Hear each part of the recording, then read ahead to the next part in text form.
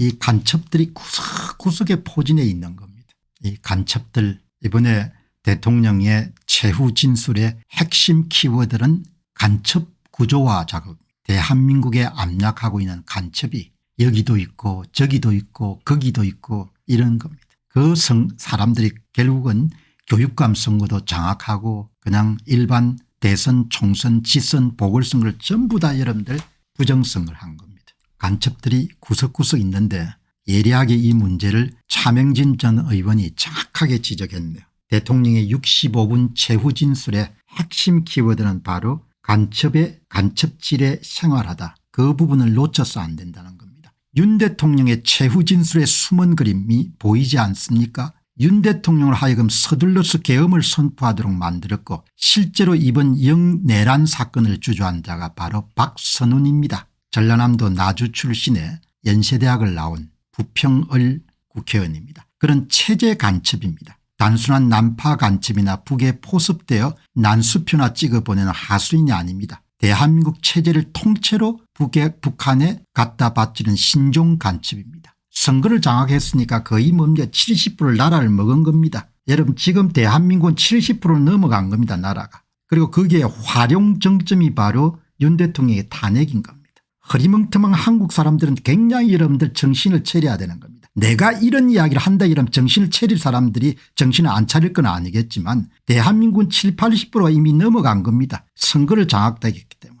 사전투표 제도를 만드는 순간 이미 그들은 바로 진지전에 성공을 하는 겁니다. 대한민국 체제를 통째로 북해에 갖다 바치는 신종 간첩입니다. 북한에 안 바치면 뭡니까 중국 공산당에 바치겠죠. 제가 자주 강조하지 않습니까? 결국은 중국 공산당에 나라를 넘길 거다. 그 사람들은. 왜냐하면 본인의 이익을 위해 가지고 처음에는 뜯어먹을 것이고 가진 사람들과 함께 그다음에는 뭡니까 나라를 팔아먹겠죠. 노동당 서열이 문재인보다 높고 노무현 때 청와대에 근무하면서 꼬리를 잡혔는데 거꾸로 그를 추적하던 국정원장이 잘렸습니다. 문재인 때 국정원에 근무하면서 간첩 잡는 조직을 해체시키고 김정은에게 휴민트를 명단을 상납했습니다. 윤석열 정부 들어서 배지를 달더니 내란 프레임으로 민주당과 똥별을 동원해서 국가를 통째로 전복하고 있습니다. 탄핵 재판이라는 저간의 사정도 있고 난파 간첩들은 단박에 꼬리가 잡히지도 않았어 그 이름을 딱 찍어 폭로하지 않았지만 윤 대통령은 사실상 박선훈을 체제 간첩으로 지목했고 그와의 전쟁을 선포했습니다. 치면 나라가 넘어가는 겁니다. 간단하게.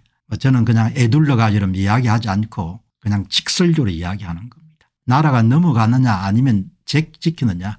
그러나 많은 사람들은 그렇게 생각 나라가 넘어가더라도 나는 별로 피해가 없을 거다 이렇게 생각을 하겠습니까. 히틀러가 여러분들 등장하더라도 독일의 베를린의 여러분들 부유한 그런 유대인들 가운데서는 히틀러가 등장하더라도 사바사바하면 나는 살아남을 거다 이렇게 생각한 겁니다. 나중에 다 죽죠.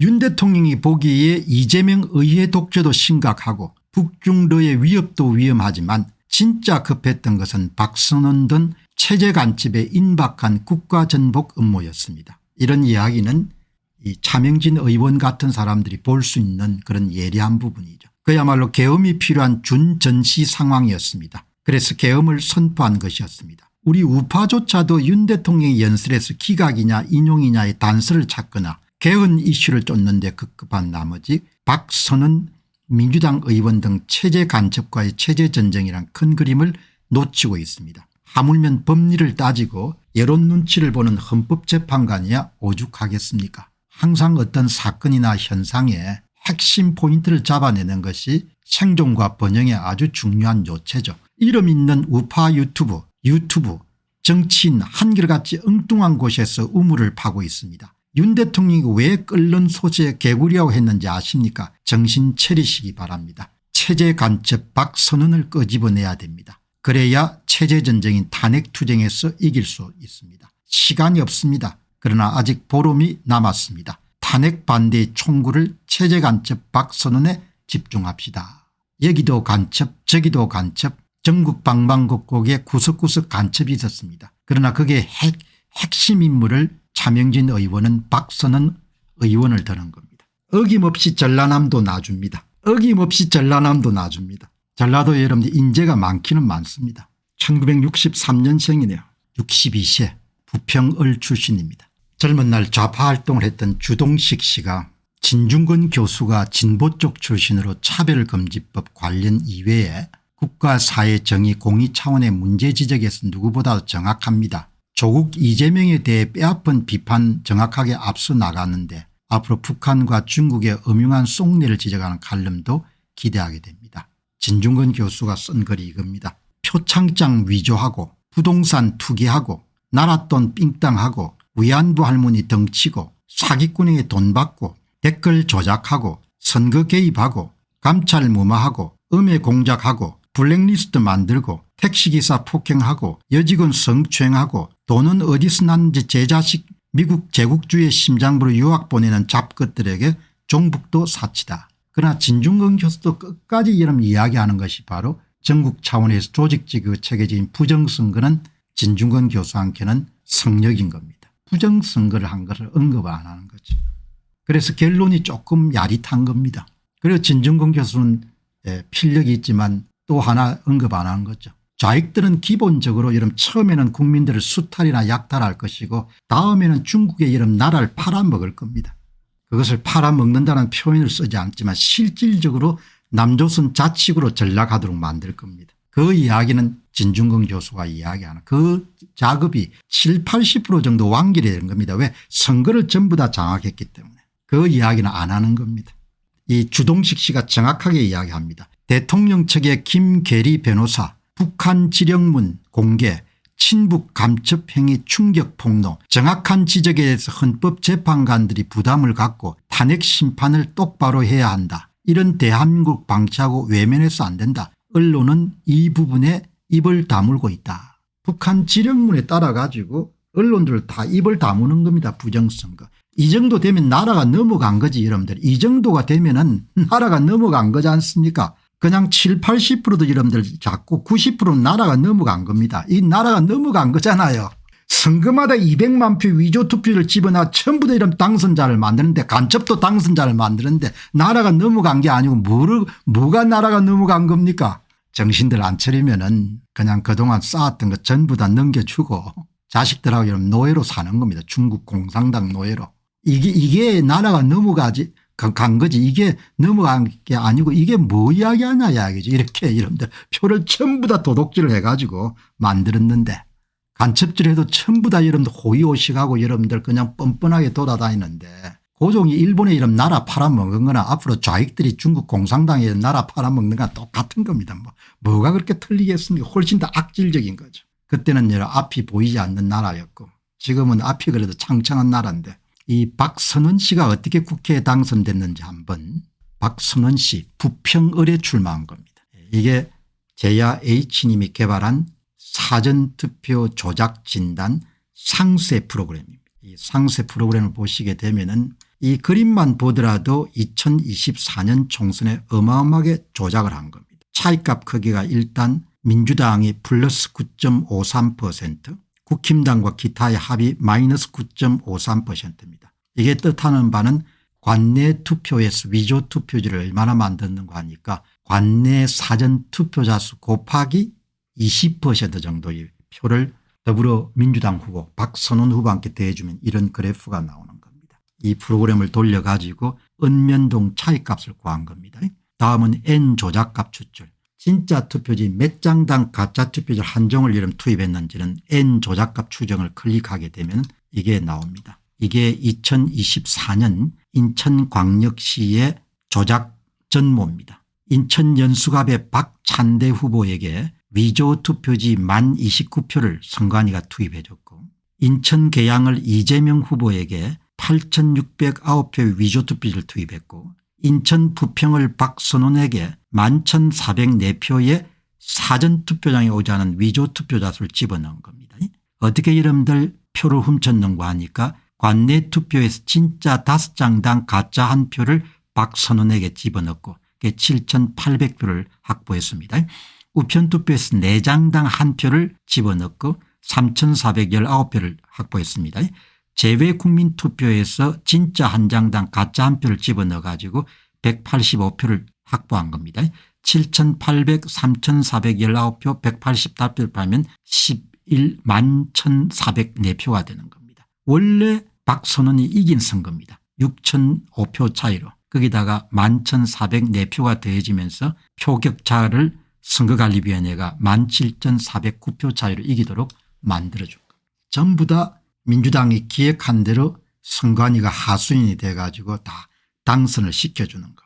여기서 노란색은 위조투표를 투입해 가지고 성부를 조작한 경우입니다. 이걸 여러분들 선거구별을 클릭하게 되면 선거구별이 들어있으면 이제 사전투표 조작진단 상세 프로그램이 됩니다. 선거구별 들어가면 좀 더 상세한 박선원이 어떻게 당선된지를 알 수가 있습니다. 이게 박선원 국힘당의 이현웅이 붙었습니다. 당일 투표에서 박성원이 34,000표 국힘당의 이현웅이 31,000표를 받았습니다. 당일 투표에 박선원이 3.6% 앞섰네요. 이렇게 되면은 뭐 사전투표 조작하지 않더라도 대부분 이깁니다. 2,711표 차이로 이긴 겁니다. 그럼 위조투표지를 몇 표를 집어넣냐 여기 다 요약이 되어 있습니다. 이걸 한번 떼가지고 여러분 보시게 되면은 2024년 부평을 박선원 위조 사전투표지를 11,404표를 집어넣은 겁니다. 선거관리위원회가 사전투표장에 오지 않은 위조 사전투표자 수를 11,404표죠. 400표가 아니고 404표를 박선원 후보와 함께 투입해 가지고 조작 이전에 6,005표 차이로 이긴 박선원을 17,409표 차이로 이기도록 그렇게 성부를 조작한 겁니다. 더 상세한 내용은 여러분이 보시게 되면은 이게 당일 상 하가 여러분들 관내입니다. 여기 이제 선관위가 발표한 박선원의 관내 사전투표 득표수 26,178표가 조작이 된 겁니다. 이걸 어떻게 찾아냈나. 여기 박선원의 당일 투표 득표율이 46.1% 관내 사전투표율이 55.9% 차이가 9.8% 나옵니다. 차이값이. 이거는 대수의 법칙을 위반했기 때문에 발각이 된 겁니다. 9.8을 0값에 수렴시켜 나가는 그런 작업을 하게 되면은 사전투표장에 진짜 투표자 수 5명이 올 때마다 한 표씩을 집어넣은 것을 찾아내게 되는 겁니다. 그게 7,800입니다. 가짜 득표수 7,800 발표에서 가짜를 빼면 진짜가 나오죠. 진짜 18,378표. 그러니까 투표자들이 던진 진짜 표가 18,378표. 선관위가 만들어준 가짜표가 7,800표. 그걸 합치게 되면 선관위의 발표 득표수 26,178표가 나오는 거죠. 대한민국 공직선거의 부정선거의 핵심은 선거관리위원회가 규칙을 이용해 가지고 가짜표를 민주당 후보에게 더해주는 그런 경우가 발생한 겁니다. 하나 더 알아보시죠. 우편투표 조작을 어떻게 했느냐.